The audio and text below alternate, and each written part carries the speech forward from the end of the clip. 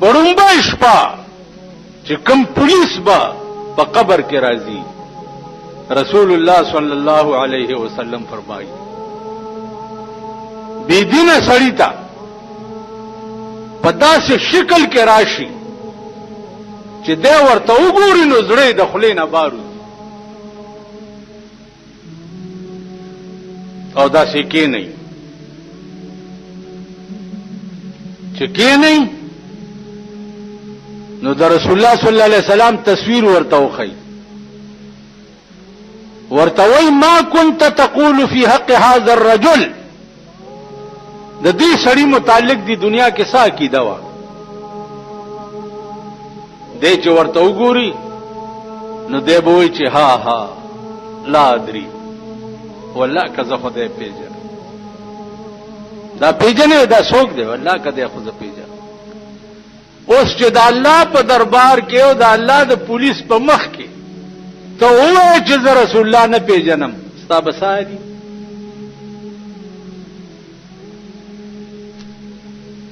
ستا به څه دي؟ دا خو به دې وړاندې نه د رسول الله صلی الله علیه وسلم تمام نقش و نگار آپ په زړه کې لیکلې چې داغه خوله څنګه وه، داغه غاښونه څنګه وو.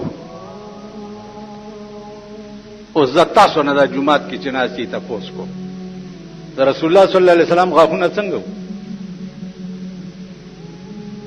ویلی شئ څوک؟ داغه پوزه څنګه وه؟ سترګې څنګه وې؟ د سر ویښتې څو قسمه وو؟ ویلی شئ چا؟ لاسونه یې څنګه وو؟ په لاره تللې څنګه وو؟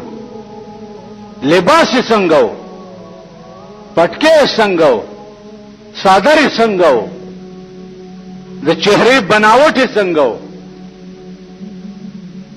دا نقشه به دې زده کړي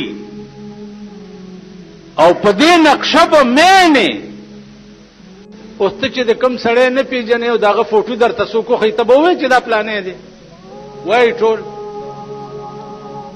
سم وایي، ما ستړی کوئ ما. کوم سړی چې ته نه پیژنې او دغه فوټو درته څوک وښیي نو ته به ووایې چې دا پلانی دی، او چې پیژنې او فوټو درته څوک وښیي نو څه به وایې چې دا پلانی دی. د رسول الله صلی الله علیه وسلم تصویر چې درته وښیي نو چې تا وړاندې نه هغه خط و خال پیژندلي نو به وایې چې هذا محمد رسول الله وآمنا به، دا جناب محمد رسول الله دی او ما په د ایمان راوړی. نو ملائکې به ورته وایي صدقته، ته رښتیا وې، مونږ ته وړاندې نه پته وه چې ته به همداسې وې، او چې ته وایې چې ها ها لا ادري والله که زه خدای پیژنم، ملائکې به وایي خبیثه مونږ ته وړاندې نه دا پته وه چې ته به همداسې وې.